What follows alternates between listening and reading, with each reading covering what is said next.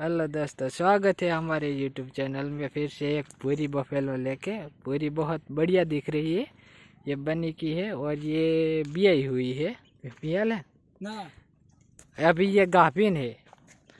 बहुत ही बढ़िया दिख रही है, ऊंची और हाइट लेंथ और बहुत ही बढ़िया दिख रही है और देखने में भी बहुत अच्छी क्वालिटी के। मगर अभी इसको बियाने में बहुत देरी लगेगी, बहुत दिनों के बाद भी आने वाली है, इसलिए हम इसके वीडियो अभी डाल रहे हैं और जब सेल के लिए रखेंगे तो आप इसे खरीद सकते हो।